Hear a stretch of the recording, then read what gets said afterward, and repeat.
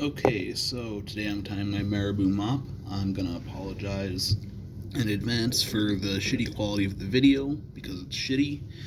Anyways, enough of that. I've got a firehole 811 hook in the vise, medium lead dumbbell eyes, and I'm not even gonna fully secure these because this thread isn't even what's gonna hold these on. So, lead eyes up behind the hook shank. Then I have a stinger hook, which is one of these and some of this. I'm sure you could get away with lighter, but I like the 25. Anyways, I start by feeding both through the eye of the hook because this is when it's easiest to do. A couple of loose wraps just to secure it. And then I'm going to pull it back to about there because that is a landmark on my vise that I've found to be reasonably successful and consistent in aligning my hooks with the ends of the Marabou.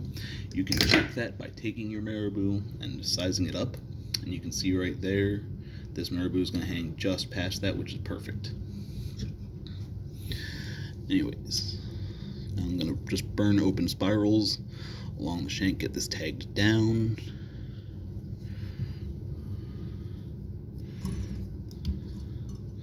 And then I'm going to fold it back under over the eyes and then catch it on the back side of those eyes and then really secure it in the front as well.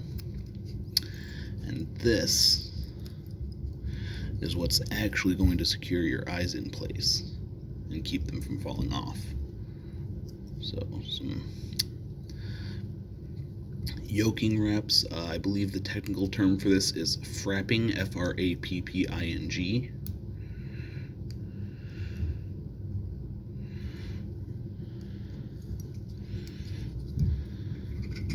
Then cut off the excess wire. Come back here at the back of the shank. I'm going to make a nice, big, strong, heavy ball of thread because I want that to go nowhere. I'm going to finish with a drop of super glue. For this, I really like the thin stuff, the like almost watery thin stuff, thinner than water stuff, because it sinks down into everything. Anyways, that done. Grab a Marabou feather. This one's purple. You probably can't see in the video because I'm backlit like a motherfucker because this setup sucks. I don't clip that tip out. I just fold it back and tie it in, and then it disappears in all of this. And you're just gonna take open spiral wraps. Or not open spiral, touching wraps right at the back edge of the hook with this, preening it back as you go. You'll notice I didn't put any kind of like dubbing or anything in there. I don't think this pattern needs it.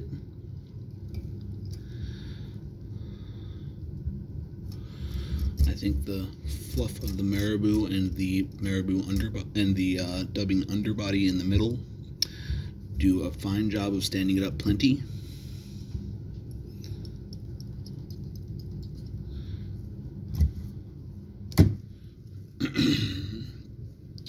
So there's that. You can see my feathers come just back to the hook.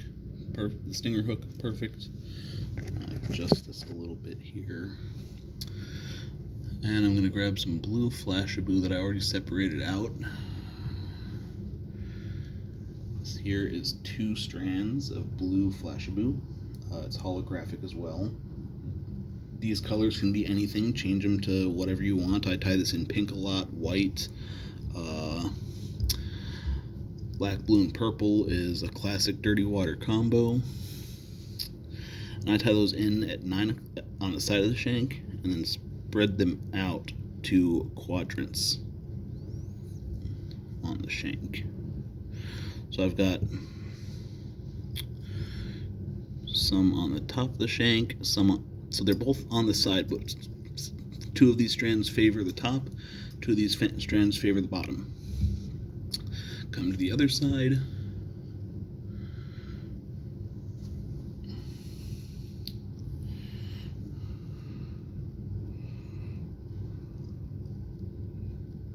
Two more strands.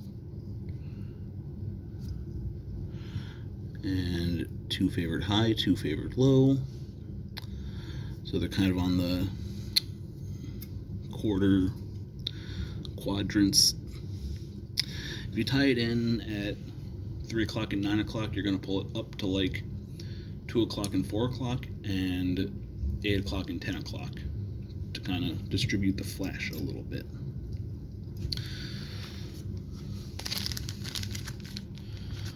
Now I'm just grabbing some blue ice stub.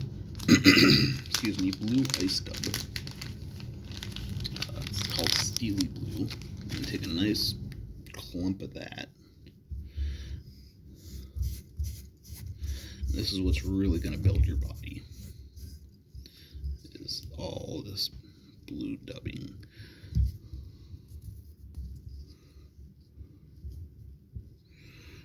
And you can see I more or less ran that to the eyes, not quite. Black Marabou probably looks about the same to you because we're backlit. And I'm tying in my shadow because my setup sucks. But we've already been over that, so moving right along. Tie that in. Some guys make a big fuss about concave versus not concave. I don't bother because I can never seem to keep it straight anyways, and I can bully it into doing what I want either way. But, you know, if concave versus not concave, and removing the tips and all that stuff is what works for you, do what works for you.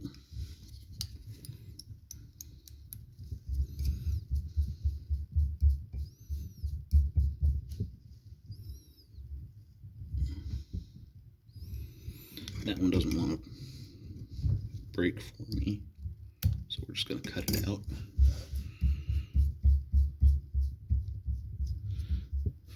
Fluff it a little bit, even brush it out.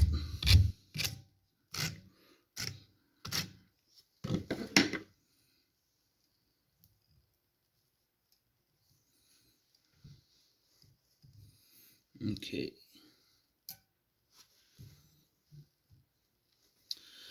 More blue flash.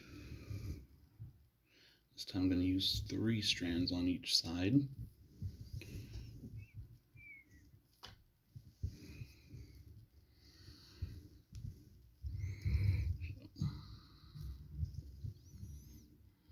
Tie it at 9 o'clock and then pull them up to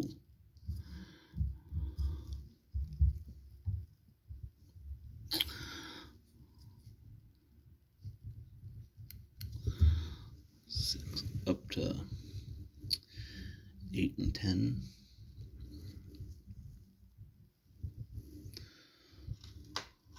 One, 2, 3.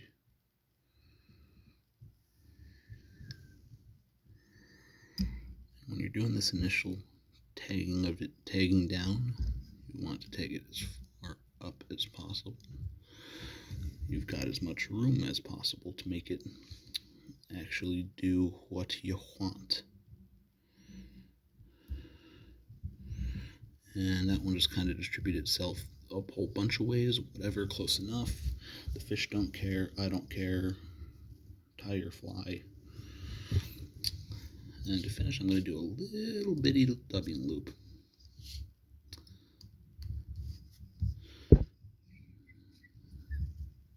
You get out of there. You're not invited. Little stray piece of flash. I might have made that a little too small. Usually I like to hang these off the little tension knob on the side of my vise, but that one's a little small to do that. I'm going to grab a little more of the same Steely Blue ice stub.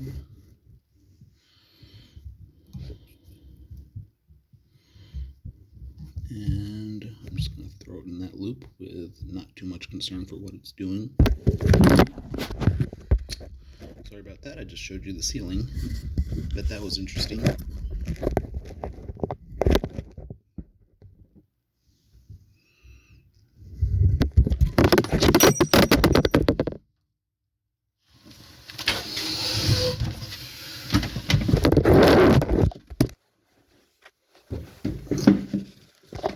Oy, oy, oy, oy, oy. I'm a fly fisherman, not a videographer.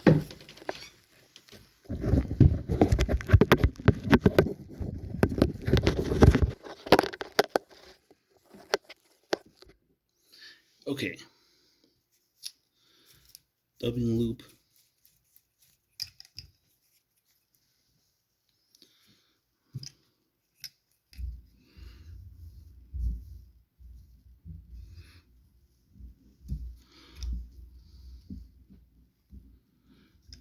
Under the eyes, under the eyes. You want to finish with bare thread just smack dab right behind the hook eye. It's going to feel like you're crowding the hook eye a little bit while you're tying this. You are. Just be mindful of it. I've used my entire dubbing loop here. Get out of there.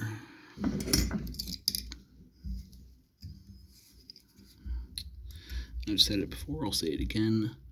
Multiple whip finishes does more for durability than head cement. So 1, 2, 3, 4 whip finishes. Got a little bit of tag end from my dubbing loop still hanging out. Snip that out just because it bothers me a little bit. And this last part I like to do out of the vise. No, don't fall over again. And I just preen all the flash down and back along the side of the fly.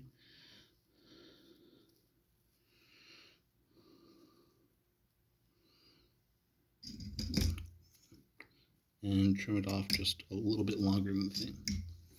A little bit longer than the Marabou.